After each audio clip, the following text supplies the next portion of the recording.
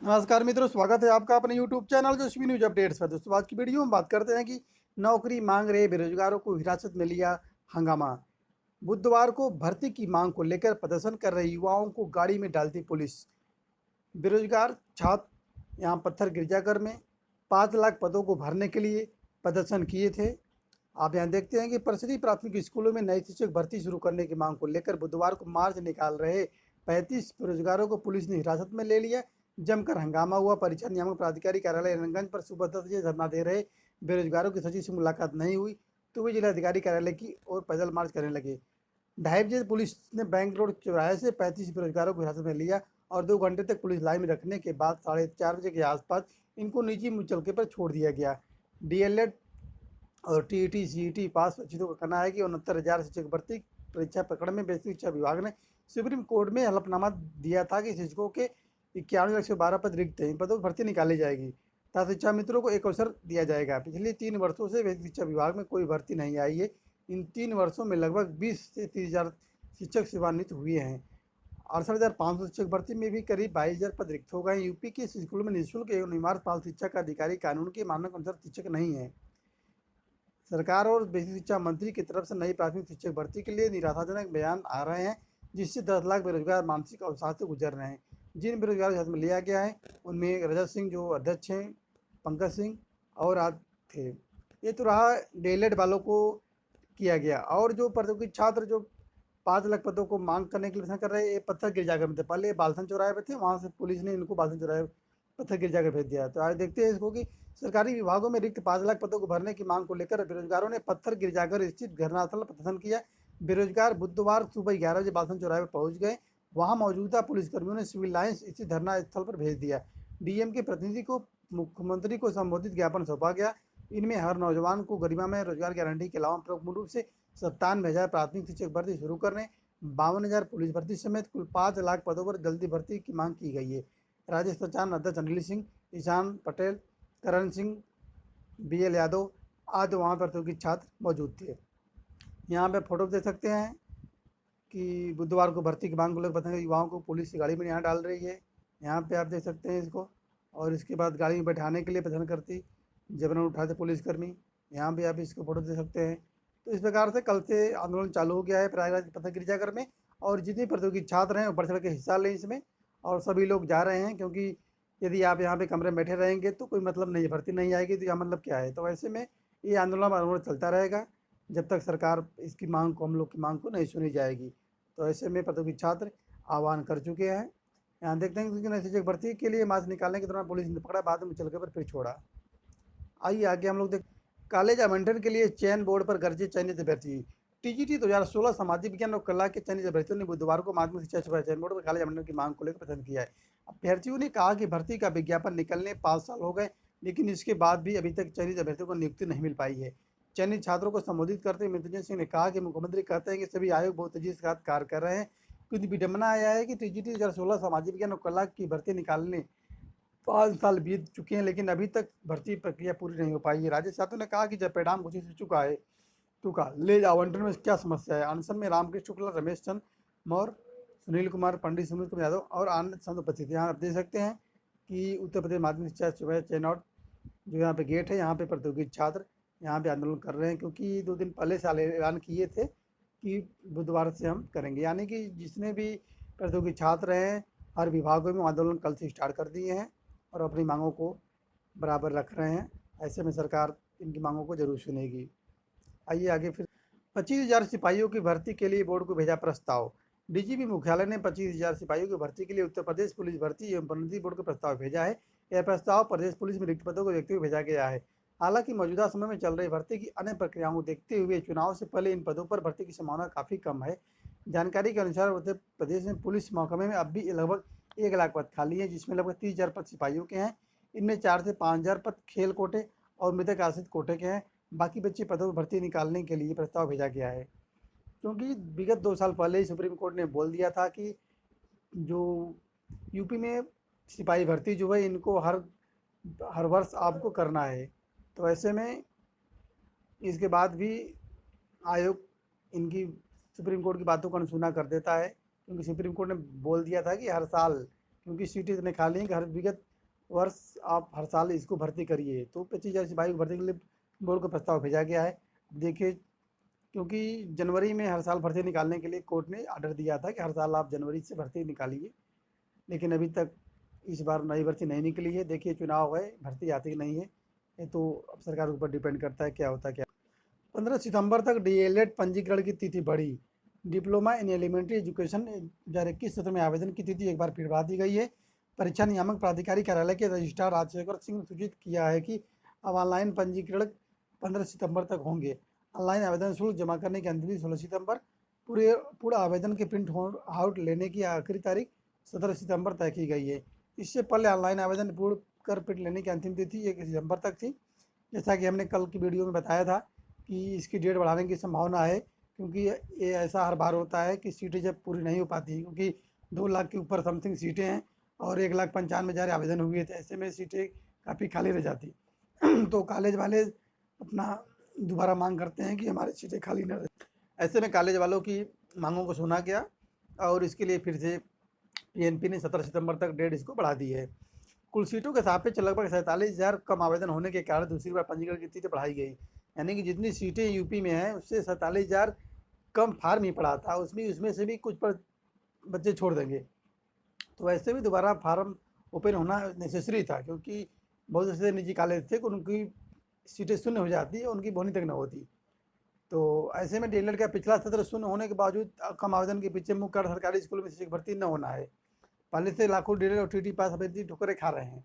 इधर 2 साल से जो वैकेंसी नहीं आ रही है, वैसे जूनियर की भर्ती आई थी नहीं, प्राइमरी भर्ती नहीं आ रही। प्रतियोगी छात्र प्रदर्शन हमेशा कर रहे हैं लखनऊ से लेकर इलाहाबाद तक, लेकिन भर्ती नहीं आई। तो वैसे में जो प्रतियोगी छात्र भी डीएलएड करना चाहते हैं उनके मन में भी आशंकाएँ हैं कि भर्ती नहीं है तो हम क्यों करें। तो ऐसे में जो प्रतियोगी छात्र जो भी इसमें कोर्स कर रहे हैं उनका बीएड की तरफ ज़्यादा रुझान है, क्योंकि लगता है उनको बीएड करने के बाद हमको टीजीटी भर्ती मिल जाएगी। यदि प्राथमिक शिक्षक भर्ती नहीं आएगी तो हम डीएलएड हमारे करने से क्या फ़ायदा है, क्योंकि जूनियर की भर्ती बहुत कम आती है।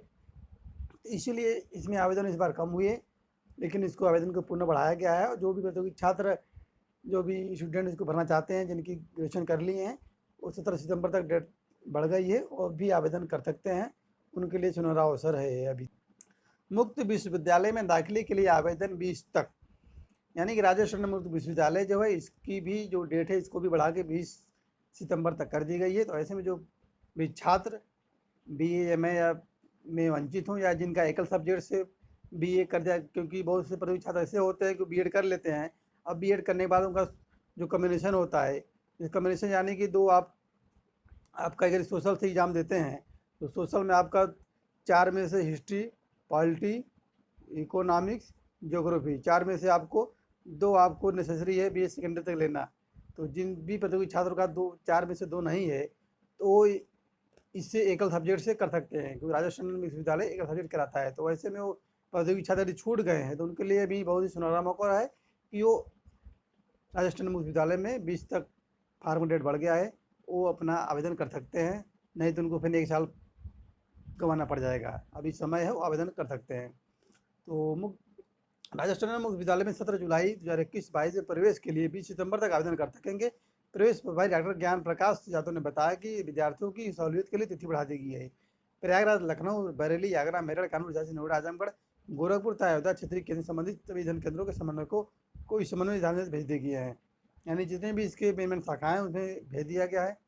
और सबसे बढ़िया तो इस बात है कि जिन भी स्टूडेंट को खाली नहीं है, किसानी कर रहे हैं या कोई जॉब कर रहे हैं, तो ऐसे में उनके लिए मुक्त विश्वविद्यालय में दाखिला बहुत ही अच्छा रहता है, क्योंकि उनको क्लास लेने की पाबंदी नहीं। मुक्त विश्वविद्यालय इसलिए बनाया भी गया था कि जो भी किसानी कर रहे हैं, कोई अदर जॉब कर रहे हैं, उनके पास कॉलेज जाने का समय नहीं है, तो वो इस मुक्त विश्वविद्यालय से राजा स्टूडेंट है, इग्नू हुआ, इन सब और भारती यूनिवर्सिटी हुई, इस सब में क्या है कि आपको बस एग्ज़ाम देने जाना है, क्लास की पाबंदी कोई नहीं है। तो वैसे में जो भी स्टूडेंट हैं जिनको इच्छा है हम बीए में कर लें और हमें क्लास न लेना पड़े, तो प्रतियोगी छात्र या स्टूडेंट वो जाके अपना 20 सितंबर से डेट बढ़ गई है वो यहाँ से कर लें, उनके लिए बहुत ही नेसेसरी रहता है।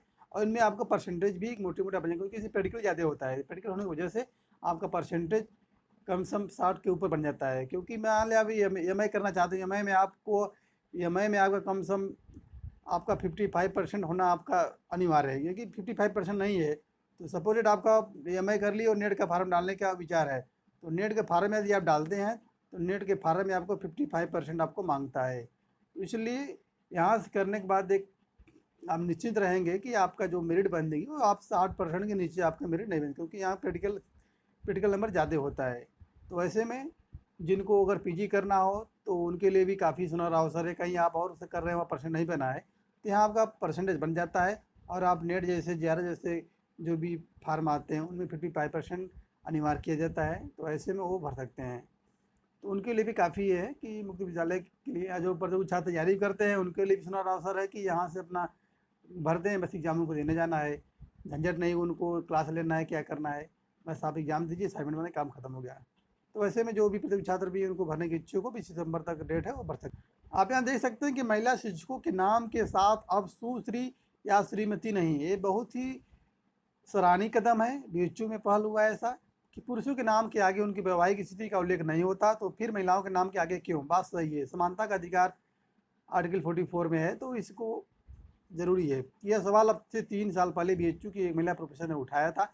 सवाल के निहितार्थ को गंभीरता से लेते हुए देर से ही सही मगर BHU ने अनूठी शुरुआत कर दी है। BHU देश का पहला ऐसा विश्वविद्यालय बन गया है जहां महिला शिक्षकों के नाम के आगे उनकी वैवाहिक स्थिति का उल्लेख नहीं होगा। BHU देश का पहला ऐसा विश्वविद्यालय बन गया है जहां महिला शिक्षकों के नाम के आगे उनकी वैवाहिक स्थिति का उल्लेख नहीं होगा। एक सब और आगे आप देखते हैं कि महिला शिक्षकों के नाम के आगे सिर्फ डॉक्टर अथवा प्रोफेसर ही लिखा जाएगा, सुश्री अथवा श्रीमती का उल्लेख नहीं होगा। BHU की ओर से महिला विश्वविद्यालय के शिक्षकों की जारी की गई सूची में इस परिवर्तन को शामिल किया गया है। उल्लेखनीय है कि BHU के महिला विश्वविद्यालय के समाजशास्त्र की प्रोफेसर प्रमिला गौंड ने 3 वर्ष पूर्व लिखकर वैवाहिक स्थिति का विरोध हटाने का अनुरोध विश्वविद्यालय से किया था। मतलब जो इस महिला का नाम था, जो प्रोफेसर थी, इनका नाम था प्रोफेसर महिला गौंड ने, 3 समाजशास्त्र की प्रोफेसर है, इन्होंने ही 3 वर्ष पहले ऐसा अनुरोध किया था। तत्कालीन कुलपति को संबोधित पत्र में उन्होंने लिखा था कि महिला शिक्षकों के नाम के आगे उनकी वैवाहिक स्थिति का उल्लेख उचित नहीं प्रतीत होता, पहचान शिक्षक के रूप में होनी चाहिए। बात सही है, यदि आप टीचर हैं, प्रोफेसर से कोई जॉब कर रहे हैं, उसके बाद भी दूसरी श्रीमती लेंगे तो एक अच्छी बात नहीं है, क्योंकि वो खुद अपने दम पे अपने बदौलत वो महिला जॉब हासिल की है, तो उसकी पहचान उसके अनुसार होनी चाहिए। वो डॉक्टर है, प्रोफेसर है, उसके अनुसार उसकी पहचान होनी चाहिए। तो ऐसे में BHU का बहुत ही अनोखा पहल है और ऐसा पहला विश्वविद्यालय बन गएगा जहाँ की महिला शिक्षकों के नाम के आगे उनकी वैवाहिक स्थिति का उल्लेख अब नहीं होने। 32 सप्ताह की शिक्षण अवधि में पूरा होगा यूपी बोर्ड का पाठ्यक्रम। यहाँ हम देख सकते हैं राष्ट्रीय शिक्षा नीति 2020 के तहत यूपी बोर्ड का पाठ्यक्रम 32 शिक्षण सप्ताह में पूरा होगा। इसके लिए सप्ताहवार कोर्स का बांटा जाएगा ताकि उसी के अनुरूप शिक्षक कक्षा पढ़ाएं। शिक्षकों को सप्ताह के निर्धारित कोर्स को तय समय में पूरा करना होगा। इसके लिए यूपी बोर्ड में शिक्षकों की कार्यशाला शुरू की गई है। हर दिन अलग अलग विषय के शिक्षकों को प्रशिक्षित किया जा रहा है। इससे पाठ्यक्रम को पूरा करने में सहूलियत होगी। साथ ही हर माह कितना पाठ्यक्रम पढ़ाना है या निर्धारित रहेगा। उत्तर प्रदेश माध्यमिक शिक्षा परिषद के सचिव डॉक्टर दिव्यकांत शुक्ल ने बताया कि राष्ट्रीय शिक्षा नीति 2020 के तहत पूरे पाठ्यक्रम को 32 सप्ताह के कोर्स में बांटा गया है। इसके बाद सप्ताहवार कोर्स निर्धारित किया जाएगा ताकि शिक्षकों को कक्षा पढ़ाने में सहूलियत हो। इससे पूरे सूबे के स्कूलों में निर्धारित पाठ्यक्रम निश्चित समय पढ़ाया जाएगा। पाठ्यक्रम के 3 प्रमुख भाग है। पहला कक्षा शिक्षण पाठ्यक्रम, इसके तहत कक्षा में क्या पढ़ाया जाना है यह निर्धारित किया जाएगा। दूसरा होगा डिजिटल प्लेटफॉर्म, यानी कि कोरोना काल के चलते शिक्षण पाठ्यक्रम को सुबह शाम की में बांट दिया गया है। तो वैसे में सप्ताहवार कोर्स बांटा गया है कि ऐसे जो भी बच्चे हैं उनकी संख्या ज़्यादा भीड़ इकट्ठा ना हो पाए और उनको सिस्टम वाइज पढ़ाया जाए कि भीड़ ज़्यादा ना हो पाए। ऐसे में राष्ट्रीय शिक्षा नीति के तहत उनको 32 शिक्षण सप्ताह में पूरा करना है कार्यक्रम, तो उनको पूरा कर लिया जाएगा। वहीं आप देखते हैं कि GST में 30% का इजाफा, सरकार की चादी, रिकॉर्ड विकास दर के बाद राजस्व में पिछले साल की तुलना में बढ़ोतरी।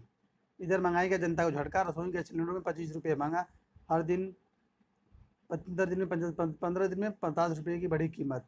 आप यहाँ देखते हैं कि कल आज के पेपर में दिया है, कल ऐलान हो गया था कि गैस सिलेंडर में 25 रुपये महंगाई। अभी कुछ दिन पहले 25 रुपये बढ़ोतरी हुई थी, लेकिन आज फिर से सरकार ने 25 रुपये गैस की कीमत को बढ़ा दिया है, यानी कि 15 दिन में 50 रुपये की पूरी कीमत बढ़ा दी है, जो कि जनता के ऊपर बहुत ही हालत एकदम प्रेशर हो गया है कि जनता क्या करे क्या नहीं करे, जो भी दुकान खोले हैं कैसे एडजस्ट करें क्या नहीं। तो सरकार की 15 दिन में 50 रुपये की कीमत बढ़ा दी है। अभी कितना बढ़ेगा कोई सो जान सकता है।